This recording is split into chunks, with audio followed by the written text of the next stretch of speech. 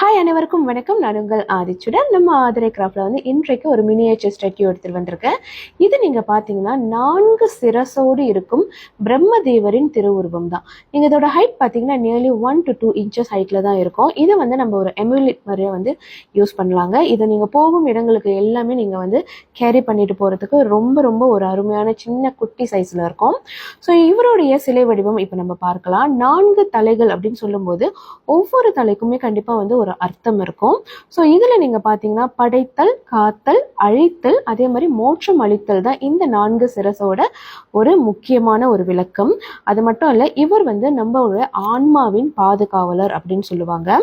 அடுத்து நீங்கள் பார்த்தீங்கன்னா 4 வேதங்களையும் குறிப்பது தான் பிரம்மாவின் 4 தலைகள் அப்படின்னு சொல்லுவாங்க.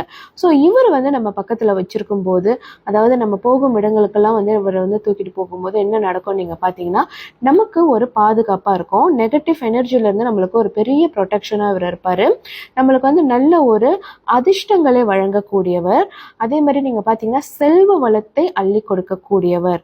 ரொம்ப ரொம்ப அருமையான ஒரு விஷயங்கள் நமக்கு எப்பயுமே ஒரு அதிர்ஷ்டகரமான விஷயங்கள், நம்ம போகிற காரியங்கள் உடனே கை கொடுணும் அப்படின்ற போது நமக்கான ஒரு பாதுகாப்பு கவசம் மட்டும் இல்லை, நம்மளுக்கான அதிர்ஷ்டமும் உடன் இருக்கணும். அதற்காக தான் பொதுவாக பிரம்மதேவரை இந்த எமுலேட் சிஸ்டம்ல நம்ம பாய்க்கிறோம். இதனுடைய சிலையில கீழ் வடிவத்தில் நீங்க பார்த்தீங்கன்னா 4 யானைகளும் இருக்கும்.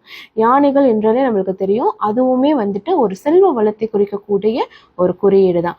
ஸோ இந்த எமுலேட் உங்களுக்கு வேணும்னா மறக்காம நம்மளுடைய புலனத்திற்கு வந்துருங்க, அல்லது நம்மளோட ஆன்லைன் ஷாப்ல இது எல்லாமே நம்ம லிஸ்டிங் பண்ணியிருக்கோங்க.